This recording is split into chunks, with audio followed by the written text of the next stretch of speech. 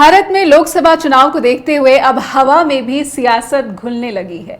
सत्ता पक्ष विपक्ष हर दिन नई चाल चलने में लगे हुए हैं। अगर कोई एक दांव चलता है तो दूसरा उसकी काट करने लग जाता है। माना यह जा रहा है कि ऐसा ही चलता रहा तो 2024 की जंग बहुत ही इंटरेस्टिंग हो जाएगी। इसी सियासी जंग में जब हाल ही में भोपाल की एक जनसभा में पीएम मोदी ने पसमानदा मुसलमानों का जिक्र कर दिया तो सब पसमानदा मुसलमानों की स्थिति टटोलने लगे हैं। पीएम मोदी ने कांग्रेस पर निशाना साधते हुए ये आरोप लगाया कि वोट बैंक पॉलिटिक्स करने वालों ने पसमानदा मुसलमानों का जीना मुहाल कर रखा है। नमस्कार, जस हिंदी देखने वाले सभी दर्शकों का बहुत बहुत अभिनंदन। मेरा नाम है नेहा शुक्ला। आज की स्ट्रेट टॉक में सीधा संवाद पसमानदा मुसलमानों की स्थिति पर। तो जैसा कि प्रधानमंत्री नरेंद्र मोदी ने कहा है कि पसमानदा मुसलमान पिछड़े रह गए हैं, लेकिन देश में इस पर कभी कोई चर्चा ही नहीं हुई। हमारे भी कुछ ऐसे ही सवाल हैं पसमानदा मुसलमानों को लेकर, जो कि हम चाहते हैं कि हमारे दर्शकों के सामने ये प्रश्न रखे जाएं।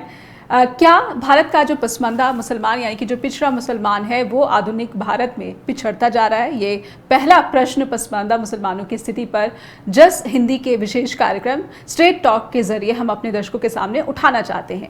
पीएम मोदी ने पसमानदा मुसलमानों के शोषण की बात अब क्यों उठाई है इतने बड़े मंच से? ये भी एक बड़ा सवाल है और इस पर तमाम अटकलें लगाई जाने लगी हैं। क्या बीजेपी 2024 चुनाव में पसमानदा मुसलमानों के वोट को साधने की कोशिश कर रही है? इसी जुगाड़ में लगी हुई है। इसी बीच समान नागरिक संहिता पर पिछड़े मुसलमानों में क्या राय है? आज स्ट्रेट टॉक के जरिए हम इसे भी समझने की कोशिश करेंगे। क्या ये मुस्लिमों को फॉरवर्ड बैकवर्ड हिस्सों में विभाजित करने की रणनीति भी है?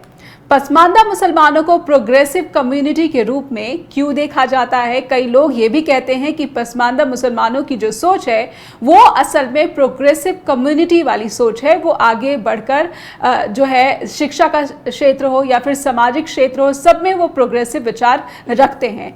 इन तमाम प्रश्नों के उत्तर जानने के लिए आज हमारे साथ बहुत ही खास पैनल जुड़ चुका है, बहुत विशेष मेहमान जुड़ चुके हैं। आइए दर्शकों से पहले उनका परिचय करवाते हैं और उनका स्वागत भी कर लेते हैं। स्ट्रेट टॉक में हमारे साथ जुड़ चुके हैं पसमानदा मुस्लिम महज के संस्थापक अली अनवर अंसारी जी, पूर्व राज्यसभा सांसद भी अली अनवर अंसारी जी। आपका बहुत बहुत स्वागत है स्ट्रेट टॉक में।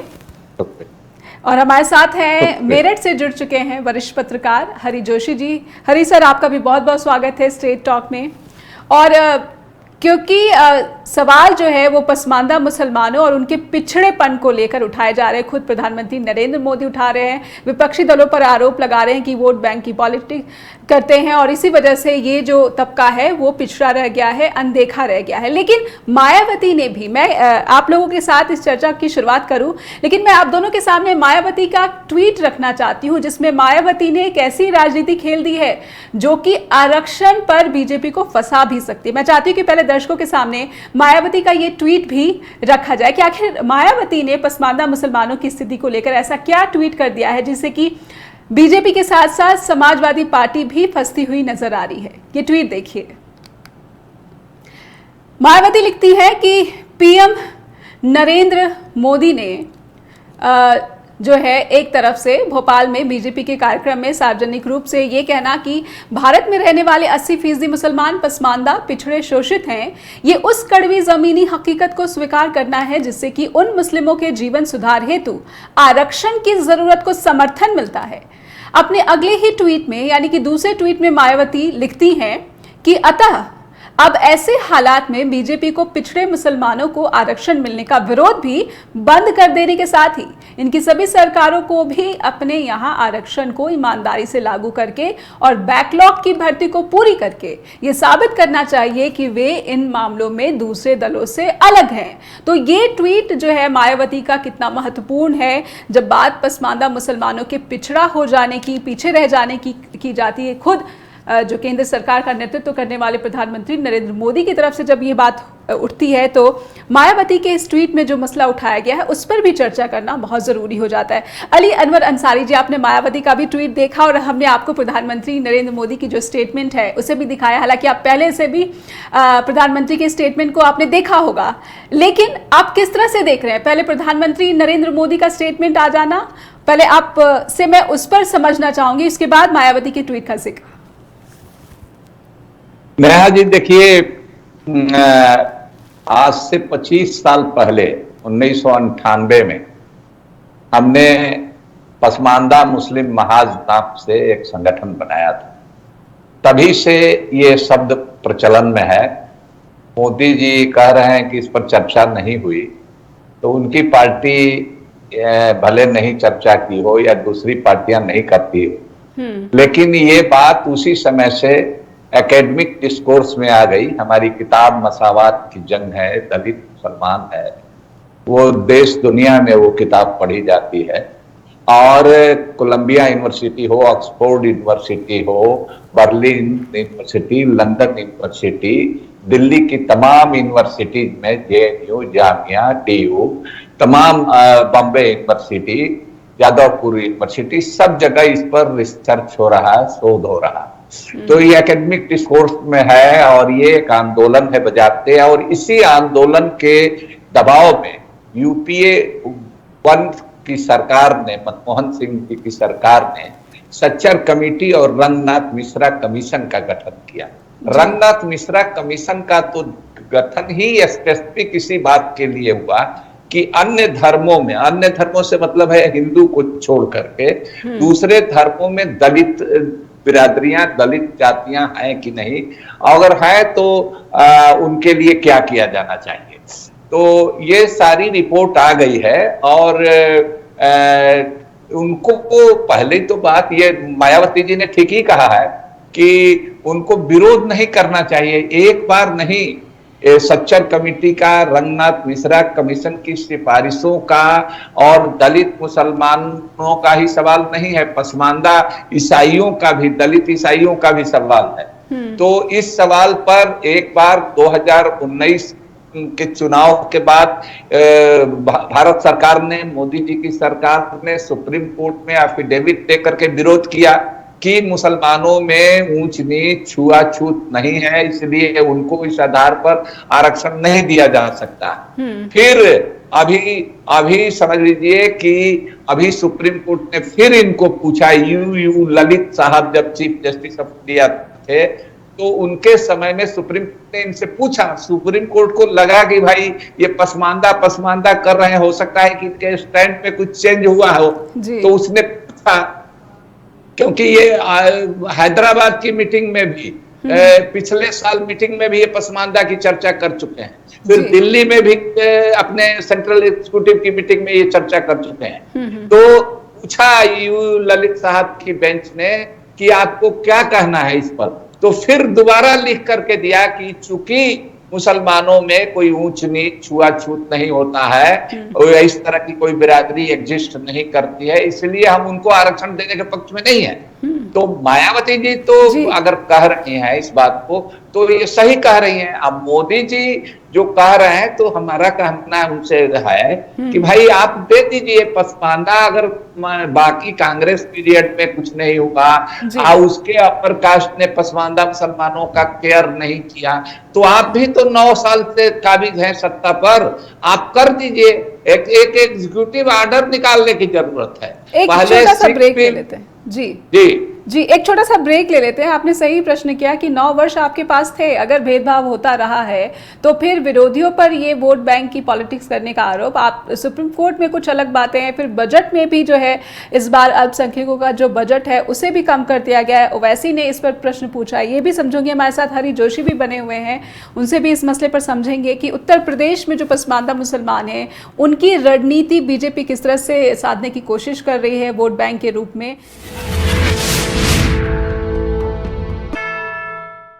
ब्रेक के बाद फिर से स्वागत है स्ट्रेट टॉक, सीधा संवाद इस मसले पर कि भारत में पसमानदा मुसलमानों की स्थिति क्यों पिछड़ा बताई जा रही है खुद प्रधानमंत्री नरेंद्र मोदी की तरफ से, जबकि कुछ लोग ये कहते हैं कि जो पसमानदा मुसलमान हैं वो इतने पिछड़े नहीं हैं, वो समय के साथ आगे बढ़े हैं, क्योंकि उनकी जो थॉट है, जो विचारधारा है वो कट्टरवाद की नहीं बल्कि प्रोग्रेसिव कम्युनिटी के रूप में देखी जाती है। हमारे साथ हरी जोशी जी भी बने हुए हैं, उनसे मैं उत्तर प्रदेश की स्थिति समझना चाहूँगी। हालांकि ये बयान जो प्रधानमंत्री नरेंद्र मोदी का, हरी सर, ये भोपाल की धरती से आया है, लेकिन मैं उत्तर प्रदेश में बीजेपी, अगर मैं स्थानीय निकाय चुनाव की बात करूं तो वहां पर एक सफल प्रयोग बीजेपी ने कहा है, ये भी दावे किए जा रहे हैं और यही वजह है कि पीएम मोदी इसे 2024 के एजेंडे के रूप में प्रोजेक्ट कर चुके हैं। हरी सर, देखिए पहली बात तो यह है कि 2024 के एजेंडे में नहीं है, ये भ्रमित करने का मसला है, इससे ज्यादा कुछ है नहीं जी। बहुत सीधी सी बात है। जो उन्होंने भोपाल में कहा वो उन्होंने अपने कार्यकर्ता सम्मेलन में कहा, उसका नाम था मेरा बूथ सबसे मजबूत। तो वो वहां के कार्यकर्ताओं को संबोधित कर रहे थे जी। और पश्चिमी उत्तर प्रदेश और उत्तर प्रदेश में भी पसमांडा मुसलमानों के लिए उन्होंने अलग से एक सेल बनाई है, उसमें कुछ प्रभारी बनाए हैं एक दो लोगों को, और उनकी अल्पसंख्यक सेल भी भाजपा प्रकोष्ठ की है। लेकिन जहां तक पसमांडा मुसलमानों के हितों की बात है, उसमें ये देखिए क्या है कि भारतीय जनता पार्टी को आप देखिए, जहां पर हिंदू मुस्लिम है वहां वो हिंदू मुस्लिम के भेद की बात करते हैं, उसे पाट मतलब उसमें खाई खोदने की बात करते हैं।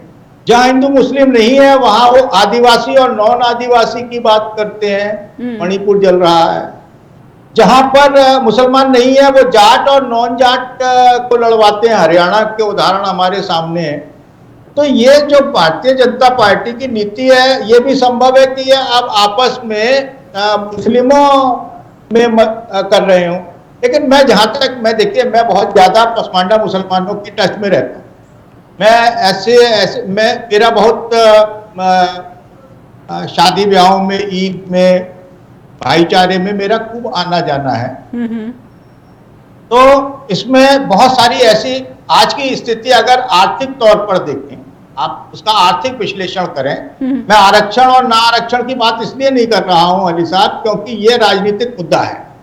आरक्षण एक राजनीतिक विषय हो गया है, उस पर मैं बात नहीं कर रहा हूं, मैं आर्थिक स्थितियों पर बात कर रहा हूं। तो आर्थिक स्थितियों में आज की तारीख में अगर आप देखें तो जो पिछड़े मुसलमान हैं उनमें जुलाहे हैं, सैफी हैं, सैफियों में जैसे लोहार हैं, बढ़ई हैं, नाई हैं, कुम्हार हैं, गद्दी भी उसी में आते हैं जो गाय दूध व्यवसाय करते हैं जी।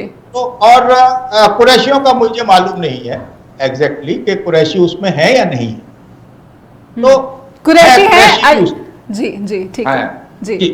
तो अब अगर आप इनके आर्थिक मतलब स्थितियों को देखें तो आज की तारीख में बुनकर हैं जो जुलाए हैं, उनके पास में पहले खड्डियां थी, कारगाह था, अब वो पावर लूम पर शिफ्ट हो गए। और जैसे कुरैशी कभी बहुत अच्छी स्थिति में नहीं थे, लेकिन जब से मीट का एक्सपोर्ट और मीट का कारोबार बढ़ा है, मीट का खान पान बढ़ा है और उसे मतलब न केवल मुस्लिम खाते हैं बल्कि उसे हिंदुओं के सभी बिरादरी के लोग आजकल खूब आनंद के साथ खाते हैं। तो मैं नहीं खाता हूं, अलग बात है। तो ये उनका भी स्थिति बहुत अच्छी है, बुरी स्थिति में नहीं है। सैफियों की जहां तक बात है तो आज की तारीख में मतलब लोहार हैं, बढ़ई हैं, कारपेंटर हैं, इनके सबके ये दरअसल है क्या, ये हुनरमंद लोग हैं। जैसे कैंची है, कैंची का एक बड़ा कारोबार मेरठ में, मेरठ की कैंची 7 समुंदर पार मशहूर है। तो हर घर में कैंची का कुछ ना कुछ कारोबार हो रहा है, कैंची बन रही है। अब ये बात तो एक अलग हो गई। अब आती है बात कि इसके बाद भी देखिए, जातिगत पिछड़े होना एक अलग बात है, आर्थिक रूप से पिछड़ा होना एक अलग बात है जी।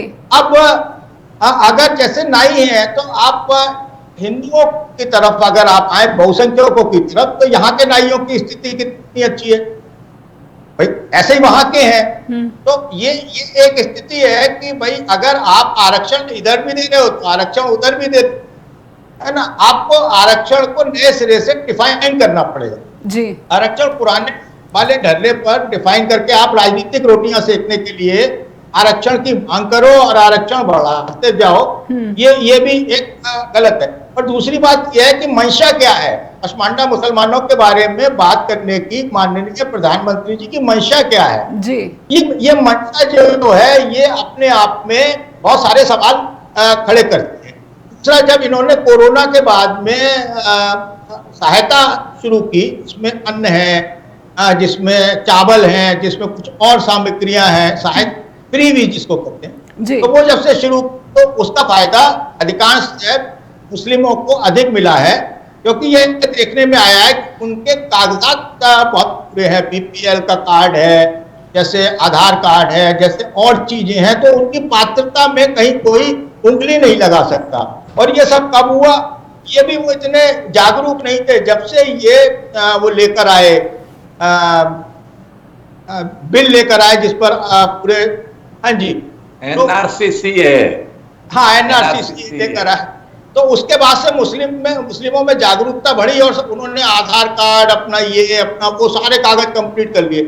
इसलिए अच्छा, ये कागज आमतौर पे आप देखिए कि प्रतिशत में देखेंगे तो 25%, 40% हिंदुओं के पास है, तो 99% मुस्लिमों के पास कंप्लीट है आज तक। तो इसका मतलब है कि जागरूकता बढ़ गई। इन सब परिस्थितियां जो राजनीति हो रही है, ये लगता है, अच्छा उस सहायता, देखिए जो अन्न खाता है कोई भी व्यक्ति है, कहावत है अन्न खाता मुंह और झुकती आंखें हैं, तो जाहिर तौर पर एक कुछ लोग ये कहते हुए मिलते हैं, नहीं भाई ये काम कोरोना के समय में मोदी ने बहुत बढ़िया किया, उनके लिए अन्न प्राथमिकता है। तो वो उस वक्त की बात है। तो वो ये सोचते हैं कि ये जो हमें इस बहाने कुछ मुस्लिम कम्युनिटी में हमारी कुछ पैठ बन सकती है। और ये एजेंडा मोदी जी का नहीं है, ये एजेंडा बहुत धीरे धीरे कई सालों से चल रहा है, और ये आरएसएस का एजेंडा है। एक तरफ ये है कि वो ऐसी मुस्लिमों की बात करते हैं तो उनकी छवि थोड़ी सुधरती है कि ये भाई कट्टरपंथी नहीं है, ये विभाजन की बात नहीं करते हैं, ये बड़े सहिष्णु हैं। तो एक तो अपनी छवि सुधारने का उनको मौका मिलता है जी। और दूसरा, अगर बिल्ली के भाग से छीका टूट जाए तो इसमें हर्ज क्या है कोशिश करने में। जी जी नेहा जी। जी हरी सर, आपकी बातों से लग रहा है कि आखिर क्यों बीजेपी या फिर आरएसएस को ऐसा लगता है कि पसमानदा मुसलमानों के साथ राजनीति की जा सकती है, या वो उनकी बात को समझ पाएंगे? अली अनवर सर, मैं आपसे समझना चाहूंगी कि पसमानदा मुसलमान ही क्यों? क्या लग रहा है कि क्या जो है एक चीज कॉमन है दोनों के बीच में, विचारधारा जो मिल रही है, या फिर जो है रहन सहन, क्या चीजें हैं जिसे आरएसएस भी खुद को जोड़ के देख रही है और बीजेपी भी? नहीं, देखिए नेहा जी, शर्मा जी ने बिल्कुल सही कहा कि इनकी नजर चुनाव पर है। 4 राज्यों में अभी चुनाव होने जा रहा है, फिर 2024 का इनका अपना चुनाव है लोकसभा का, और इसका तरीका इनका यह है कि मुसलमानों को आपस में लड़ाओ। देखिए, पसमानदा जो शब्द है वो प्यार का संदेश देता है, वो समानता का संदेश देता है, वो भाईचारे का संदेश देता है, वो सेकुलरिज्म का संदेश देता है। पसमानदा को हमने यूं ही नहीं इसके लिए चुना और 25 साल से इस पर हम काम कर रहे हैं। सर, एक छोटा सा ब्रेक लेने के लिए कहा जा रहा है, मुझे बीच में आपको रोकना पड़ा, लेकिन ब्रेक के बाद जब लौटूंगी तो मैं आपकी पूरी बात सुनूंगी। एक छोटा सा ब्रेक ले लेते हैं यहाँ पर स्टेट टॉक में, और कहीं जाइएगा नहीं। अली अनवर साहब हमारे साथ बने हुए हैं, उनकी पूरी बात सुनेंगे। लेकिन वो जो कह रहे कि पसमानदा शब्द का मायने क्या है, शायद बदलती जो राजनीति देश की है भारत की, इसमें मूल अर्थ जो है शब्द का वो पीछे रह गया, और जो तमाम दल है पसमानदा को सिर्फ और सिर्फ पिछड़े मुसलमान वर्ग की तरह से ही आंकने लगे हैं, समझने लगे हैं। अली अनवर साहब, मैं आपसे समझना चाहूंगी कि आपने ब्रेक पर जाने से पहले कहा था कि शब्द का ये अर्थ क्या है, लेकिन मौजूदा दौर में आप इससे भी इनकार नहीं करेंगे कि पसमानदा शब्द को ज्यादातर लोग इस तरह से देख रहे हैं कि मुसलमानों का एक पिछड़ा वर्ग। इस बीच 80% जो ये पसमानदा मुसलमानों की आबादी है, ये सबको काफी आकर्षित कर रही है। नेहा जी, देखिए, कोई भी चीज चल जाती है तो उसका सदुपयोग भी होता है, उसका दुरुपयोग भी होता है जी। तो जो जैसा है, जैसे इस्तेमाल करना चाहे करता है। देखिए, पसमानदा जो शब्द है वो रिलीजन न्यूट्रल और कास्ट न्यूट्रल है। पसमानदा माने मुसलमान नहीं होता। हिंदू भी जो हाशिए के लोग हैं, दलित हैं, पिछड़े हैं, और उनके अधिकारों से उनको वंचित किया गया है, कमजोर हैं, उनको पसमानदा ही कहा जाए, किसी धर्म में कहा जाएगा। तो अब सवाल यह है कि मोदी जी की फितरत जो ये है, प्रधानमंत्री जी की, कि वो हम एक शेर में उसको कहेंगे कि वो दुआ जीने की करते हैं और दवा मरने की देते हैं। वो दवा जीने की करते हैं, दवा मरने कि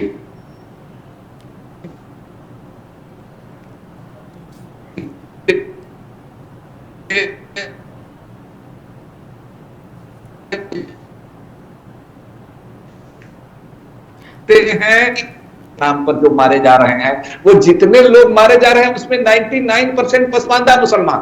तो हमने उनको लंबी चिट्ठी लिखी जब वो हैदराबाद में पहली दफा बोले कि बाबा आप पसमानदा से स्नेह कर रहे हैं, पसमानदा को स्नेह कर रहे हैं, तो ये मारकाट तो बंद कराइए।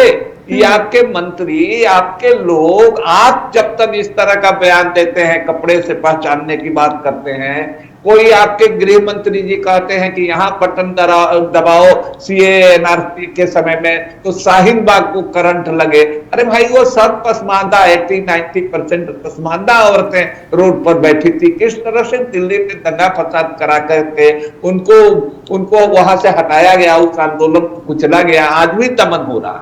तो सवाल ये है कि आरक्षण का तो सवाल इसलिए है और हम लोग मांग कर रहे हैं। अब मोदी जी ने इसको पहली बार कबूल किया कि उसमें नीच भी होते हैं, उसमें अछूत भी होते हैं। तो भाई सुप्रीम कोर्ट में लिख के देते हैं 2-2 बार की अछूत नहीं होते हैं, उसमें छुआछूत नहीं है, तो आप मान लिए, अपने श्री मुख से मान लिए, तो उनको रिजर्वेशन दे दीजिए। और जो सच्चर कमेटी की सिफारिश है, रंगनाथ मिश्रा कमीशन की सिफारिश है, तो उसको दे दीजिए। अभी सुप्रीम कोर्ट में 18 साल से ये मुकदमा चल रहा है, उसकी सुनवाई हो रही, तो सुनवाई रोक दीजिए। इसके लिए इनके अटॉर्नी जनरल ने, इनके वकील ने प्ली किया, तो सुप्रीम कोर्ट ने चंद्रचूड़ साहब की बेंच ने उसको नकार दिया, कहा कि नहीं इतने दिन से चल रहा है, हम इसकी सुनवाई करेंगे। तो वहां सुनवाई हो रही है, तो आप जो लिख के दिए हैं उसको वापस ले लीजिए, सुप्रीम कोर्ट को ही फैसला देने दीजिए। अगर आपको वोट की बहुत गरज है, बहुत हमदर्दी है, तो एक एग्जीक्यूटिव ऑर्डर कर दीजिए कि भाई जो 341 धारा है उस पर जो रिलीजियस कैप लगा है उसको हम विड्रा करते हैं, जो 56 में लगा उसको हम विड्रा करते हैं। संविधान में तो नहीं है, मूल रूप से जो संविधान बना उसमें इस तरह का है, हिंदू और मुसलमान का कोई ये बात नहीं है। आप सिविल कोड की बात कर रहे हैं, सिविल कोड की बात कर रहे हैं, तो सिविल कोड है तो आप एक सा कानून करते हैं, तो आप हिंदू, मुस्लिम, सिख, ईसाई, पारसी, जैन सबके बारे में एक से रिजर्वेशन का कानून होना चाहिए, वो भी हटा लीजिए। तो ये बात करते हैं बहुत, लेकिन इनकी मंशा जो होती है वो लड़ाने की है होती है। शर्मा जी ने ठीक कहा, कहीं जाट गैर जाट, और बिहार में और उत्तर प्रदेश में कहीं जाटाओ नम जाटाओ, कहीं पिछड़ी वर्ग, अति पिछड़ा वर्ग, इस तरह से ये सरना आदिवासी और हिंदू आदिवासी करके लड़ा रहे हैं। तो कहने का मतलब कि मनसा नियत में अगर खोट होगा तो सिर्फ मुंह से अच्छी बात बोलने से उसका कोई प्रभाव नहीं होगा। हाँ, कुछ लोग हैं जो अन्न खा लिए तो उनको ये हुआ, या बहुत सा तरीका है, करवाने का भी तरीका है, धमकाने का भी, लालच देने का। तो किस समाज में कुछ लालची लोग, कुछ डरपोक लोग नहीं होते हैं, तो ऐसे लोग चले जाएंगे, ऐसे लोग चले जा सकते हैं। लेकिन बाई एंड लार्ज जो पसमानदा है उसका क्रेडेंशियल, सेकुलर क्रेडेंशियल, वो हिंदू महासभा के भी खिलाफ हम लोग रहे हैं, हमारे पुरखे, और जिन्ना के भी खिलाफ रहे हैं, पाकिस्तान के बंटवारा के भी खिलाफ रहे हैं। तो हम लोगों के जीन में सेकुलरिज्म है, भाईचारा है, हिंदू, मुस्लिम, सिख, ईसाई सबके साथ मिल के रहने का, और उसके उल्टा इनकी विचारधारा, आरएसएस हो या बीजेपी हो, उनकी विचारधारा तो सेकुलरिज्म को मानते नहीं, समता का सिद्धांत उनके यहाँ है नहीं जी। तो ये तो समता, हमने मसावात की जंग, मसावात माने क्या होता है, बराबरी की जंग जी। तो बैटल फॉर इक्वालिटी, हम लोग तो बराबरी की जंग लड़ रहे हैं, और उस बराबरी की जंग में इनके आइडियोलॉजिकली ये डिफर करते हैं, बस वोट की लालच है उसका। जी, 2024 की जंग जो है ऐसा लग रहा है अंसारी साहब कि ऐसा लग रहा है कि इस जंग में कुछ भी जो है ये संभव दिख रहा है। अभी आपने महाराष्ट्र में जैसे देखा, बिहार में भी यही कवायद है, क्योंकि आपका संबंध बिहार से, तो मैं लगे हाथों समझ लेना चाहूंगी कि इस वक्त बिहार की क्या हालत है। क्या जदयू की टूट की जो अटकलें तेज हो गई है, वहां पे इस तरह की कुछ एक्टिविटी दिख रही है? संक्षेप में, क्योंकि हरी सर से मैं वापस पसमानदा से जुड़ा एक सवाल करूंगी। जी नहीं, देखिए नेहा जी, हमको नहीं लगता है बात वहां तक पहुंच गई है। अगर टूटेंगे तो मरेंगे, तो इसलिए मरने के लिए तैयार नहीं है। सबको लग गया है, सबको लग गया है। भले कुछ लोगों को तोड़ लें, एक आध लोग ऐसे हो सकते हैं, कोशिश है। तोड़ना ही आता है। मोदी जी की सरकार को और उनकी पार्टी को तोड़ना ही, जोड़ने की विधा इनके पास नहीं। हर चीज में ये तोड़ने का, बांटने का, झगड़ा लगाने का काम करते हैं। धर्म के आधार पर हो, जाति के आधार पर हो, और दबाव देकर। ईडी क्या कर रही है? ईडी का इस्तेमाल करके हो, ये जितने लोग आप देख रहे हैं, महाराष्ट्र की बात कर रही हैं, ये इसमें से अनेक लोग जो हैं जिन पर ईडी का पहले उनको चेता रहे थे प्रधानमंत्री जी महाराष्ट्र में जाकर के कि उनको सबको हम बख्शेंगे नहीं, कोई भी बचेगा नहीं। इससे प्रधानमंत्री नरेंद्र मोदी की छवि को एक बहुत बड़ा नुकसान भी हुआ है। आप मानेंगे कि प्रधानमंत्री नरेंद्र मोदी की छवि को एक बहुत बड़ा नुकसान हुआ है? कुछ दिन पहले ही भ्रष्टाचार, एनसीपी का एक बहुत बड़ा आरोप, और फिर उसी एनसीपी के आरोपी नेता को उप मुख्यमंत्री बना देते हैं। छवि को बहुत बड़ा नुकसान हुआ है, मानेंगे प्रधानमंत्री ने? हुआ है। उनका फलसफा ही है, झूठ बोलो, इतना बोलो कि लोग उस पर भी विश्वास करने लगे। गोबेल्स था ना हिटलर का सूचना प्रसारण मंत्री, उसी के स्टाइल में इनका काम होता है। जी, वापस से हरी सर, मैं आपके पास पसमानदा का मुद्दा वापस से उठाना चाहूंगी कि कहीं ना कहीं जिस तरह से 2 लोकसभा चुनाव में बीजेपी का प्रदर्शन रहा है, और इस बार भी ऐसा लग रहा है कि पूरा का पूरा जो मुस्लिम वोट है वो कांग्रेस की तरफ शिफ्ट होता दिख रहा है। जहां जहां मैं देख रही हूँ, चाहे उत्तर प्रदेश हो या फिर तेलंगाना की भी बात हो, कहीं ना कहीं कांग्रेस की तरफ मुस्लिम समुदाय का पूरा जो झुकाव है वो अब ज्यादा मजबूत होता नजर आ रहा है, और समाजवादी पार्टी और बसपा को भी ये डर सताने लगा है। निर्णायक वोट बैंक की भूमिका में पसमानदा मुसलमान लग रहे हैं, क्या आपका आकलन है? देखिए, वो तो हमेशा से निर्णायक है भाई। आप ऐसे देखिए ना कि खान पठान कितने हैं जी, और जुलाही और बढ़ई और बाकी जो पिछड़ा वर्ग है वो कितना है। इधर देखिए ना कि ये हरि जोशी के जोशी और शर्मा कितने हैं भाई। अगर उस मतलब आप देखिए कि एक जो बड़ा वर्ग है वो तो कामगार वर्ग है। आप जो कामगार वर्ग है वो पिछड़ा हुआ वर्ग रहा है हमारे यहाँ, क्योंकि शोषण होता रहा है। और आज भी आप बात कर रहे हैं कि वहां पर पिछड़ों का शोषण होता है मुस्लिमों में। अब देखिए ना, ये जो नई नीतियां आई हैं, आर्थिक नीतियां आई हैं, आपका जो आधार वोट बैंक है व्यापारी वर्ग, आप उसका हाल तो जाकर पूछिए कि उसका नोटबंदी, जीएसटी और तमाम सारी चीजों के बाद उसका हाल क्या है। और बड़ी बड़ी जो ये विदेशी देशी चैन खुल गई है, जो उन पर जो असर हो रहा है, जो ऑनलाइन बिजनेस का उन पर जो असर हुआ है, तो कौन पिछड़ रहा है, सताया जा रहा है भाई। आप अपने वोट बैंक को देखिए, आप कितने दिन तक आके कोई व्यक्ति अपनी जेब पर चोट रहकर धार्मिक बना रह सकता है? कितने दिन तक? देखिए, ऐसा है, सबसे पहले आदमी की जेब और पेट की भूख होती है, उसके बाद फिर कोई चीज होती है। ठीक है भाई, मतलब मैं धार्मिक हूं, मैं नित्य पूजा करता हूं, अली साहब रोजाना इबादत करते हैं, नमाज अदा करते हैं, है ना। तो अपना तौर तरीका है उसके पास तक जाने का, जिसका सीधा सा अर्थ है कि भाई सच के करीब रहना है। ऐसा तो है नहीं कि आप भाई इंसान है तो हम झूठ नहीं बोलते हैं, झूठ के इर्द गिर्द ना जाएं और सच के इर्द गिर्द।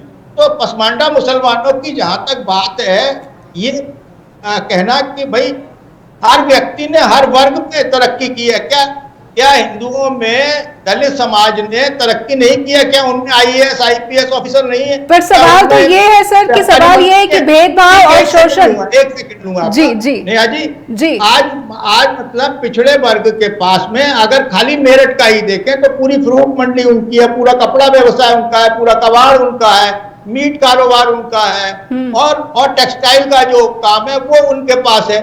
तो इसमें एक बड़ा व्यापारी वर्ग उनमें भी उभरा है ना, लेकिन वो अपनी कार्य कुशलता से अपनी।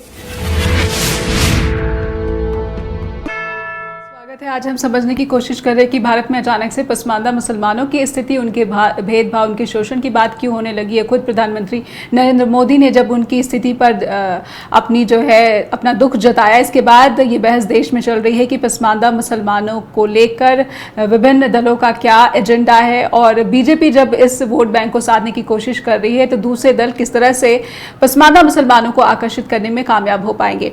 अली अनवर सर, मैं आपसे समझना चाहूंगी कि अब जब ये निर्णायक वोट बैंक की भूमिका में दिखते हैं पसमानदा मुसलमान, क्या ऐसा लग रहा है कि बीजेपी नहीं तो कौन?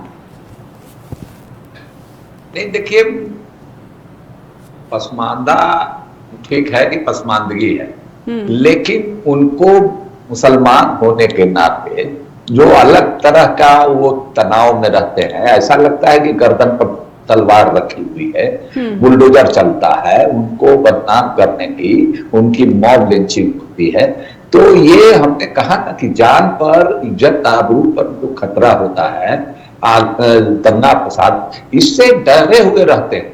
तो इसका नतीजा ये होता है कि वो सिर्फ देखते हैं कि ये दंगा फसाद करने वाले, जहरीले बयान देने वाले कौन हैं, उनके खिलाफ जो उनको मजबूत उम्मीदवार मिलता है उसके तरफ से पोलराइज हो जाते हैं। अब आप जैसा कि बताया कि कांग्रेस के लिए झुकाव हो रहा है, तो ये पूरे देश का फिनोमेना है। इसलिए झुकाव हो रहा है कि देख रहे हैं कि राहुल गांधी इन सब सवालों को लेकर के मुखर हैं, बीजेपी उनसे डर रही है, और साफ दिख रहा है बीजेपी को उनसे अब डर लगने लगा। तो जिनसे बीजेपी डरेगी उसके तरफ से पसमानदा मुसलमान चले जाएंगे। पसमानदा मुसलमान क्या, शर्मा जी भी कह रहे हैं कि लो भाई, नोटबंदी से, जीएसटी से, महंगाई से, बेरोजगारी से, कोई मुसलमान हर चीज पर अलग तरह से नहीं सोचता है। वो जान माल का जो खतरा है, इज्जत आबरू का, लब जिहाद, मॉब लिंचिंग, हेन तेन पर वो भले ले, लेकिन महंगाई उसको भी परेशान करती है, सबको परेशान जैसे करती है, बेरोजगारी उसके यहाँ भी है। तो ये पोलराइजेशन होगा और मोदी जी के लिए बहुत कठिन होगा 2024 का चुनाव। जी, हरी जोशी सर, मैं आपसे समझना चाहूंगी कि इस बार जिस तरह से कांग्रेस मजबूत हो रही है और जो तमाम क्षेत्रीय दल हैं जोड़ तोड़ और पार्टी को तोड़ने की कवायद युद्ध स्तर पर दिख रही है, तो ऐसे में कहीं ना कहीं कांग्रेस ही ऐसी वो पार्टी के रूप में उभर रही है जिसकी तरफ जो भी समुदाय समस्या में है या फिर परेशानी का सामना कर रहा है, वो कांग्रेस को, राहुल गांधी को एक उम्मीद भरी निगाहों से देख रहा है। आप मानेंगे कि पसमानदा मुसलमान, जिस तरह के अली अनवर अंसारी सर कह रहे हैं, पसमानदा मुसलमानों का झुकाव कांग्रेस की तरफ पुख्ता हो रहा है, और बीजेपी, बेशक प्रधानमंत्री नरेंद्र मोदी कह रहे हैं कि उनके साथ भेदभाव होता है, लेकिन सवाल ये प्रमुख है पसमानदा मुसलमानों के बीच की आपने 9 सालों में किया क्या। हालांकि इसमें मैं स्थानीय निकाय का फिर से यहाँ मसला उठाना चाहूंगी कि योगी की सरकार में स्थानीय निकाय चुनाव में बीजेपी का जो मुसलमानों को टिकट देना और फिर उनका जीत जाना, कहीं ना कहीं इस पर एक प्रश्न चिन्ह भी उठाता है। हरी सर, पूरी परिस्थिति पर क्या कहेंगे?